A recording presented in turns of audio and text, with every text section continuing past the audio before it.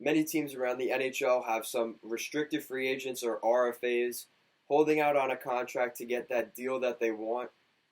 And the Vancouver Canucks have one of those players in Brock Boeser, an unbelievable goal-scoring winger. Make sure to give this video a thumbs up and a subscribe as we take a look at the Vancouver Canucks, the contract negotiations right now between Jim Benning and Brock Boeser. It's been a while now. We've heard about talks between Jim Benning and Brock Boeser getting closer for a while now. There were rumors that a couple of weeks ago, really, that there could be a deal done, and there still is nothing yet on Brock Boeser. So what is going on? What's part of this holdup? Which side is playing a little bit of hardball? Well, let's take a look.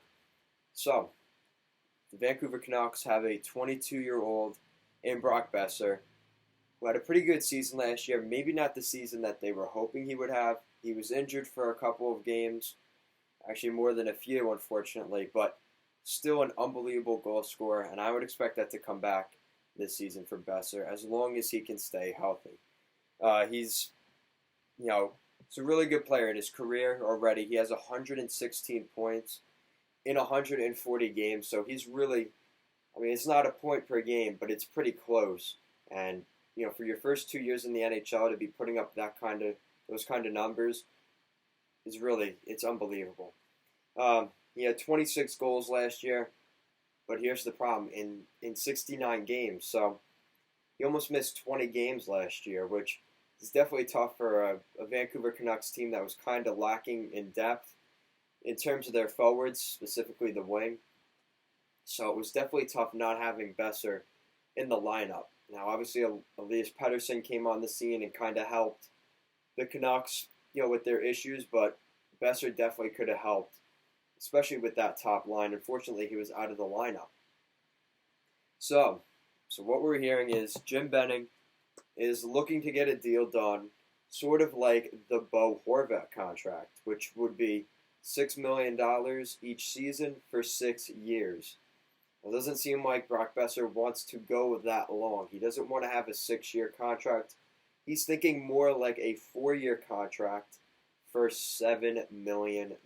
So he's asking for a little bit more money and a little bit less on the term. He doesn't want to get, this contract is going to end up looking like a steal if Brock Boeser plays the kind of game he could play. I would honestly sign that $7 million, that $7 million per year for 4 years. The only thing is, I don't think Jim Benning likes the term.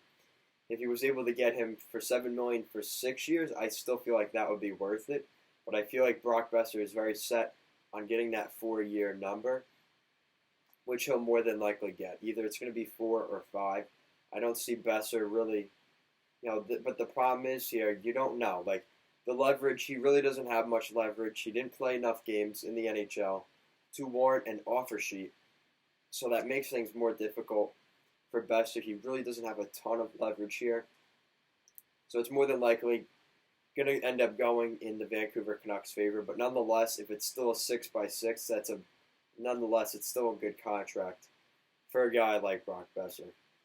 So let me know what you guys think of Brock Boeser signing with the Vancouver Canucks, hopefully soon. One of these dominoes has to fall. I can't imagine all these guys going to play in Europe. Just doesn't look good for the NHL. I don't think the NHL wants this. They don't want their players sitting out and, causing this whole debacle. So let me know what you guys think. Make sure to give this video a thumbs up and a subscribe. Check out our Instagram as well at Goal Line Hockey. Thank you for watching, and have a good day.